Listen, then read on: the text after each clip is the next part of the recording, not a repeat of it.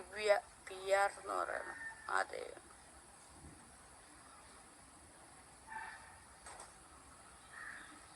Cash ഇല്ലാത്തവരെ mind ആകൂലെന്ന്. മക്കളെ, cash ഇല്ലാത്തവരുടെ കുഴപ്പം എന്താന്ന് വെച്ചാൽ വളരെ ശ്രദ്ധിച്ച് കേൾക്കണം.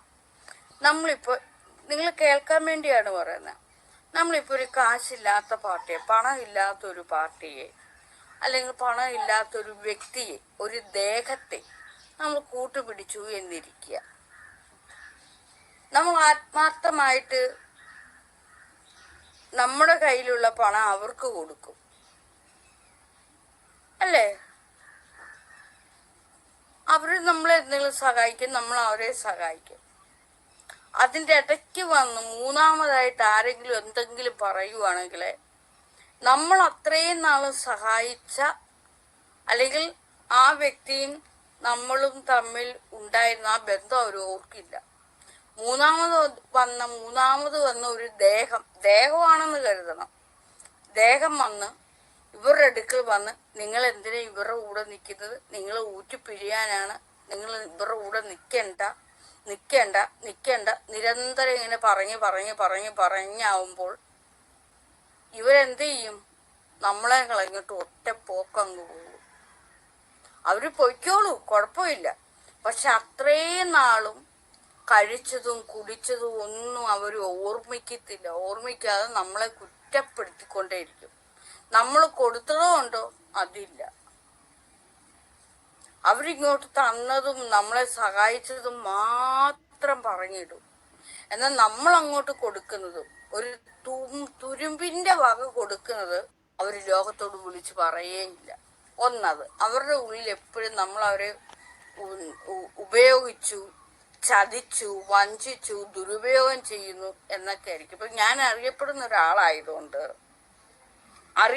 ഒരാളായതുകൊണ്ട് എൻ്റെ ക്യാമറയുടെ മുന്നിലൊക്കെ ചിലപ്പോൾ അങ്ങനെയുള്ളവർ വന്നു പെട്ടാൽ, അവരെൻ്റെ ക്യാമറയുടെ മുന്നിലൊക്കെ വരുമ്പോഴേ വേറെ ആളുകൾ പറയും, ക്യാമറയിൽ നിങ്ങളെ ഉൾപ്പെടുത്തിയത് എന്തിനാണെന്നറിയാവോ?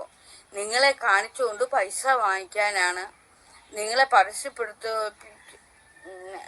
ഇങ്ങനെ ആരോ കാണിക്കുന്നത്, നിങ്ങളെ കാണിച്ചുകൊണ്ട് ചീത്ത പ്രവൃത്തി ചെയ്യാനാണ്, നിങ്ങളുടെ കഴിവ്, നിങ്ങളെ ആൾക്കാരെ കൊണ്ട് തെറി വിളിപ്പിക്കാനാണ് എന്നൊക്കെ പറയും.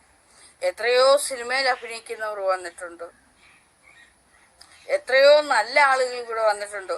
അവർക്കൊന്നും തോന്നത്തില്ല ഇങ്ങനെ. പക്ഷെ ഇവർക്ക് തോന്നും. ഇവർക്ക് എന്താ അങ്ങനെ തോന്നുന്നത്?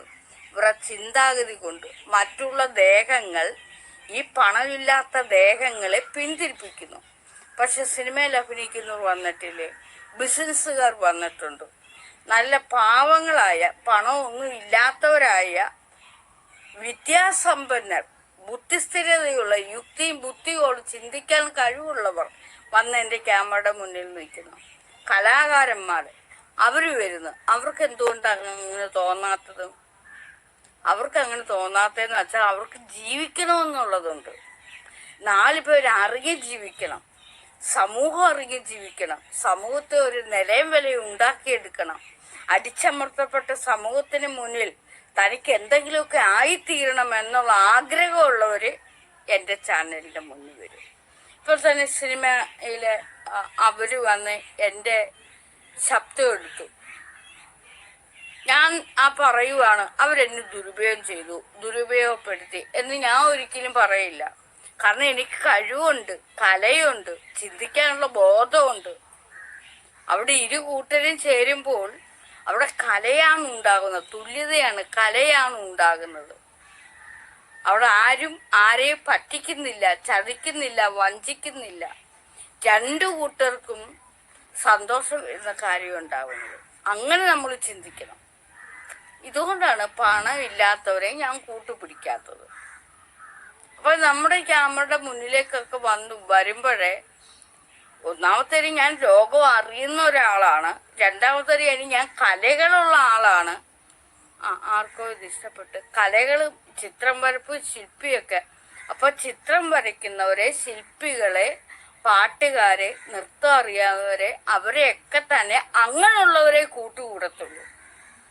തങ്ങളുടെ അതേ വാസനകൾ ഉള്ളവരെ മാത്രമേ അതുപോലെയുള്ള ആളുകൾ കൂട്ടുകൂടുകയുള്ളൂ. ആത്മാവിനെ അറിയുക, സത്യ അന്വേഷകര്, ഈശ്വരവിശ്വാസികള്, വിശ്വാസമില്ലാത്തവര്, സ്വതന്ത്ര ചിന്താഗതിക്കാര്, മനുഷ്യത്വം വേണമെന്ന് പറഞ്ഞുകൊണ്ട് അങ്ങനെയൊക്കെ ഉള്ളവര് എൻ്റെ കൂടെ വരും. അപ്പൊ ഞാൻ ലോകം മുഴുവൻ അറിയപ്പെടുന്നവരാ.